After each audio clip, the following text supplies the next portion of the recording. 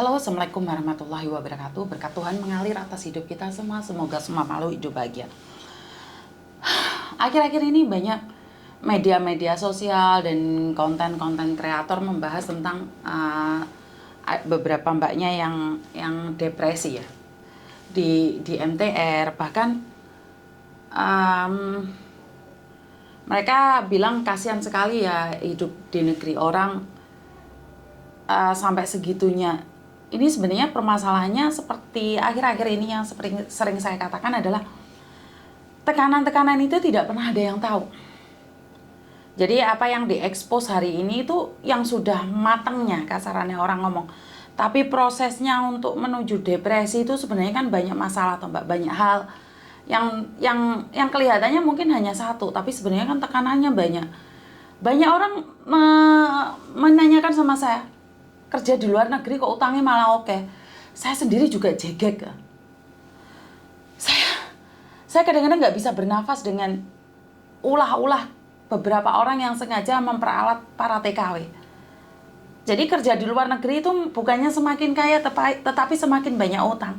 Ya, saya tahu ini adalah ulah kita sendiri, karena kita sendiri mungkin gaya glamor, gaya pingin diakui tapi modal pas-pasan. Sebenarnya gini loh Mbak, gaji di Hong Kong itu pukul rata, sama. 4.630, 4.730, 5.000, 6.000, 7.000. Tapi kebutuhan orang gak ada yang sama. Dari anak satu, dari yang masih gadis, dari yang janda nggak punya anak, dari janda yang punya anak, dari istri yang punya suami, yang punya anak, dari yang masih punya tanggungan keluarga, yang masih punya tanggungan adik kakak.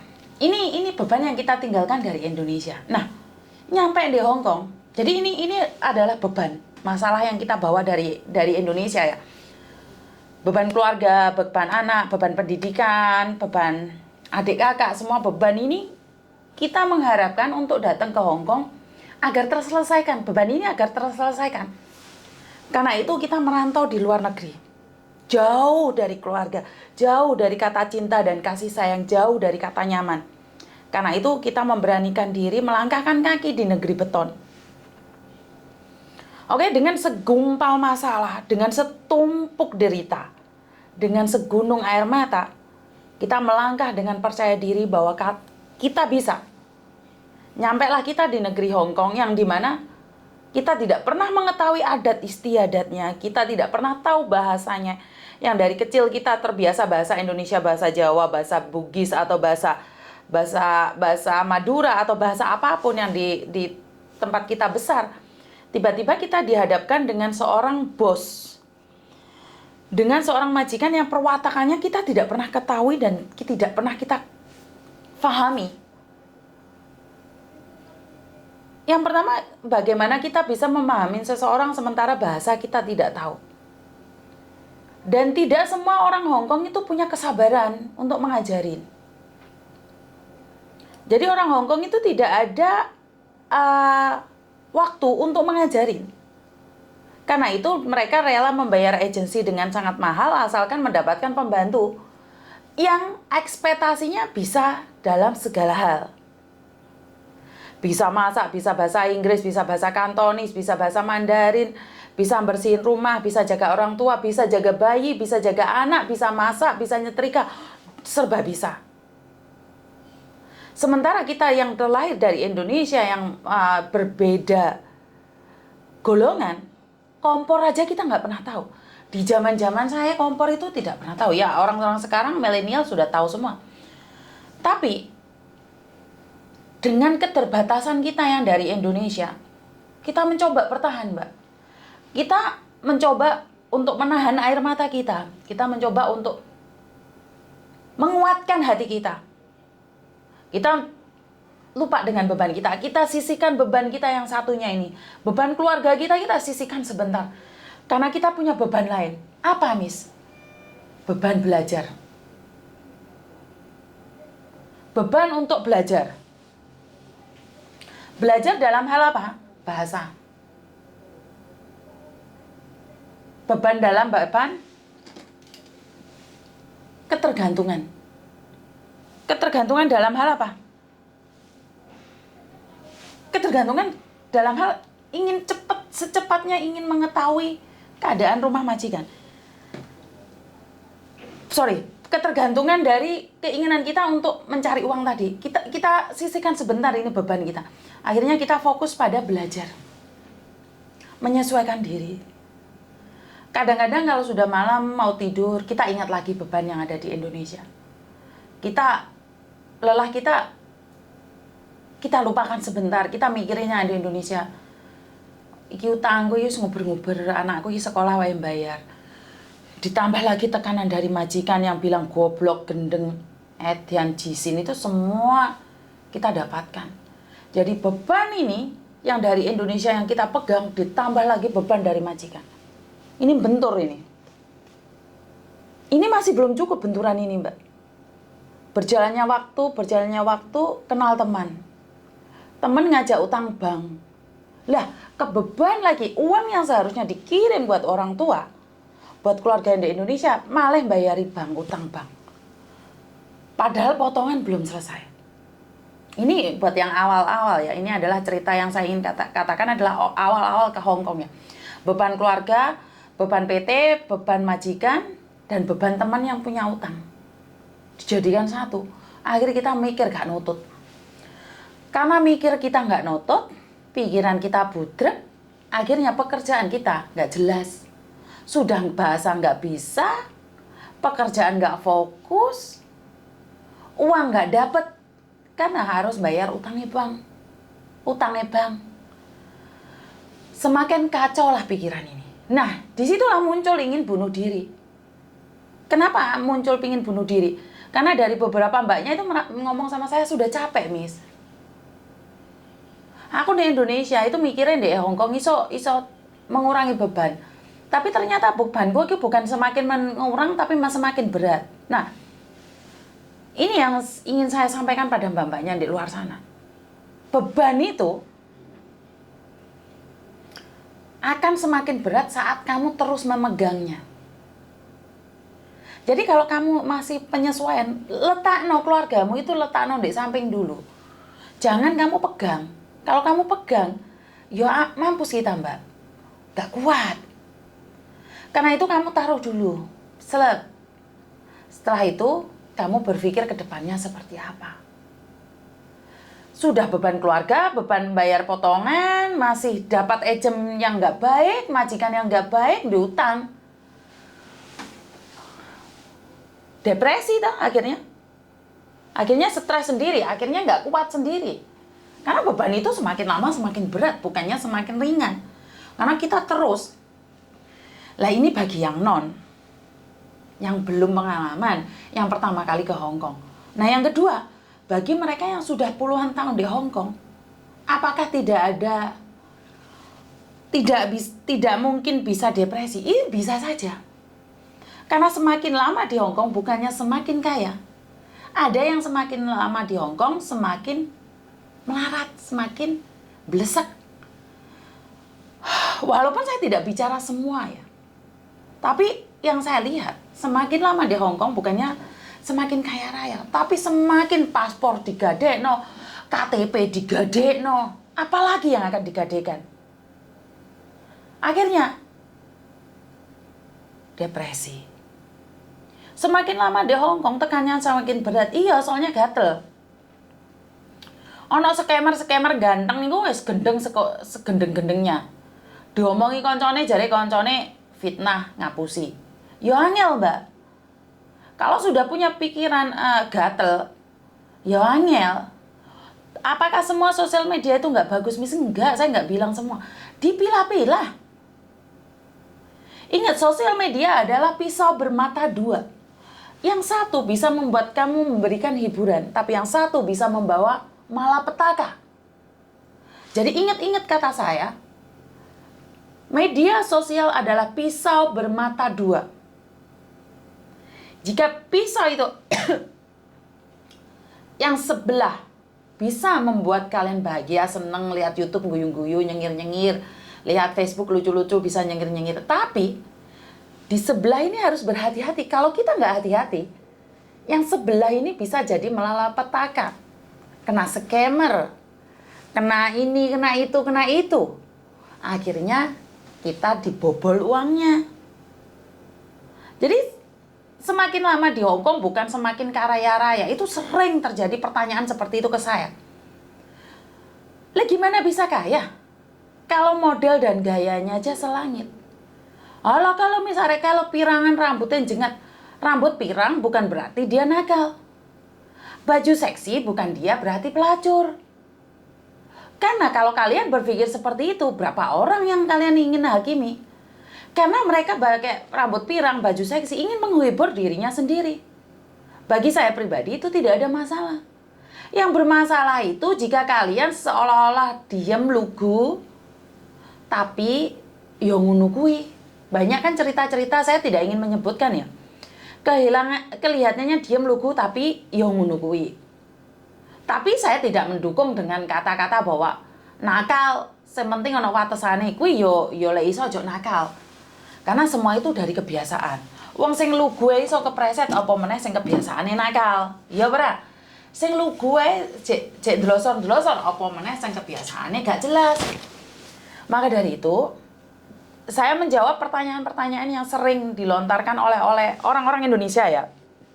Karena pertanyaan ini sering dilontarkan oleh orang-orang Indonesia yang tidak tahu tentang dunia perTKW-an. Kenapa Miss Yuni membuang waktu ingin menjelaskan? Iya Mbak, karena dari beberapa konten itu selalu menyudutkan kita sebagai TKW. Bahwa TKW itu gak jelas, TKW itu gak gena. Karena mereka tidak ada di posisi kita. Karena itu kita harus punya community yang menjelaskan pada dunia bahwa dunia kita itu sangat keras sekali. Dunia kita itu sangat ganas sekali. Tapi dunia kita penuh dengan warna. Penuh dengan cinta. Selagi kamu percaya.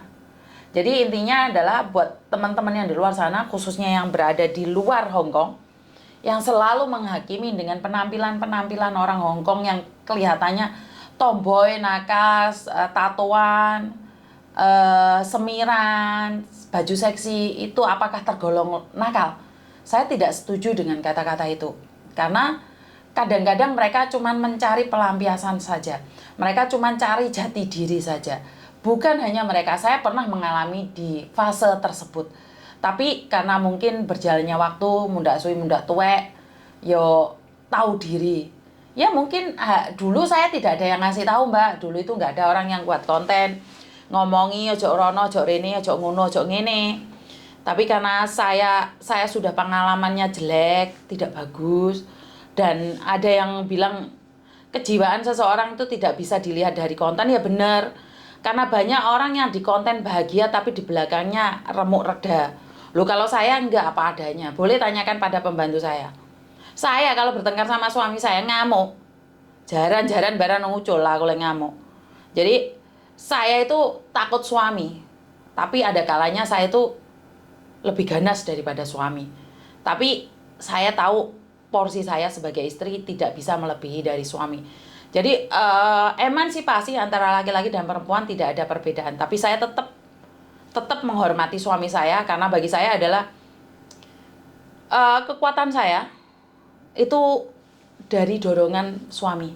Jadi kalau saya hari ini merendahkan suami, ya jelas saya tidak bisa sampai hari ini. Ini prinsip saya, karena selama ini saya tidak pernah menghargai seorang suami, maka saya tidak akan pernah bisa jadi orang. Yang saya utamakan adalah suami saya dan ibu saya, serta mertua saya, dan juga anak-anak saya. Tapi ada yang komen tidak setuju, wong suamiku ngene-ngene, yo mungkin belum jodohmu. Tuhan sedang rencanakan yang hidup yang lebih indah buatmu. Jadi sabar aja, jangan cepat putus asa, jangan cepat mengatakan bahwa ini bukan jodohku.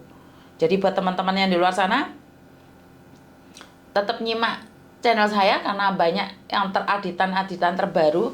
Kalaupun kalian bilang ini settingan atau apapun, wes monggo terserah, karena kalau sebuah settingan itu membutuhkan waktu yang sangat lama, tapi dalam waktu begitu cepat, setiap konten saya itu bisa terupdate terbaru dan terbaru. Jadi terima kasih sekali atas dukungan kalian. Terima kasih sekali buat orang-orang yang di belakang layar.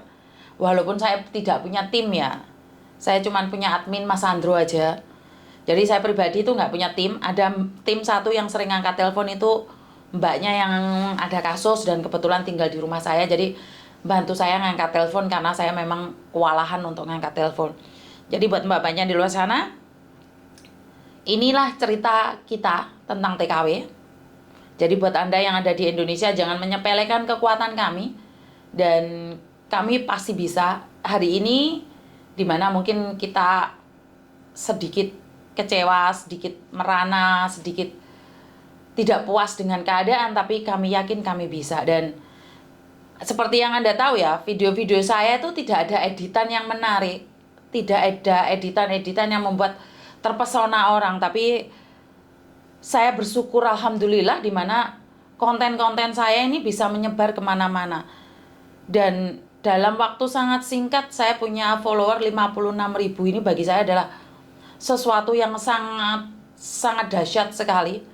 Jadi saya sendiri nyadari konten-konten saya ini sebenarnya hanya penguat saja. Hanya penguat saja bagi yang membutuhkan obat kuat. Bagi yang membutuhkan obat penenang. Jadi apa yang saya ceritakan ini adalah dunia nyata yang tidak pernah terkupas, yang tidak pernah dibicarakan sama orang lain, yang tidak pernah dibahas oleh siapapun. Jadi di sini saya ingin ungkapkan bahwa satu kata, satu rasa, yaitu cinta. Saya sangat mencintai kalian dan yakinlah bahwa saya akan selalu bersama kalian kapanpun dan dimanapun. Dan kalian adalah segalanya bagi saya. Saat saya bisa membantu kalian, saya merasa bahwa hidup saya ini sangat berarti dan berguna. Jadi saya akan tetap ada di samping kalian kapanpun dan dimanapun kalian menginginkan saya. Dengan posisi saya tidak bekerja, saya akan bisa mendampingi Anda jika Anda membutuhkan saya. Tapi ingat, porsi saya adalah sebagai pendamping, bumper paling belakang. Yang di saat orang lain sudah tidak menginginkan kalian, di saat orang lain sudah tidak membutuhkan kalian, dan saat kalian sudah tidak ada tempat lagi mengadu, kalian boleh datang ke saya. Karena saya merasa hidup saya sangat berarti saat saya bisa berguna buat orang-orang di sekitar saya, saat saya bisa memberikan waktu pada orang-orang lain yang tidak pernah ada waktu untuk dirinya sendiri. Jadi saya akan menjadi teman kalian selagi saya masih bisa ngangkat telepon kalian. Jika kalian pingin langsung ketemu saya, lebih baik datang langsung ke rumah saya. Karena itu adalah lebih enak, lebih nyantai, dan tidak ada tekanan ya, tidak ada gejolak dari luar. Jadi kita sendiri ngobrol, kita sendiri yang ngomong. Jadi kita nggak perlu khawatir dengan orang-orang lain, karena di sini ada kamar yang dimana khusus buat kita podcast ya, bisa dibilang buat kita podcast saja. Jadi itu aja dari saya. Buat teman-teman yang di luar sana, tetap semangat. Saya ada karena Anda. Dan ingat, jika kalian tahu kasus per kasus dan orang yang bersangkutan tidak bisa menghubungi saya, jadi dari semua telepon bisa kayak meneror saya, menelpon saya. Jadi kalau yang satunya nggak keangkat, mungkin satunya. Kalau satunya nggak keangkat, mungkin satunya. Jadi khusus buat kasus dari Mbak Khotimah itu sangat membantu yang lainnya, di mana saya sebagai bumper terakhir ternyata masih berguna, bisa mengkonekkan Mbak Khotimah dengan keluarga. Itu adalah hal yang terindah, dan misi saya belum komplit karena Mbak Khotimah belum dinyatakan keluar dari rumah sakit dan diizinkan pulang. Dan saat saya merasa misi saya komplit adalah saat Mbak Khotimah bisa ketemu keluarga yang ada di Indonesia. Itu adalah kebanggaan yang sangat luar biasa. Jadi buat teman-teman di luar sana, jangan pernah berpikir sendiri karena saya ada buat Anda. Jangan pernah merasa lelah, capek saat Anda tidak memiliki siapa-siapa. Karena rumah saya ini bisa menerima kalian kapanpun. Jangan pernah putus asa. Capek boleh, lelah boleh, putus asa jangan. Karena di sini saya menunggu Anda. Di rumah ini walaupun tidak semewah yang kalian inginkan, walaupun tak semewah rumah majikan, tapi aku yakin rumah ini memberikan kenyamanan, nyaman dalam segala hal. Walaupun tidak bagus sekali. Jadi itu aja dari saya, kurang lebihnya saya minta maaf. Wassalamualaikum warahmatullahi wabarakatuh. Berkat Tuhan mengalir atas hidup kita semua. Semoga semua makhluk hidup bahagia dan bye-bye.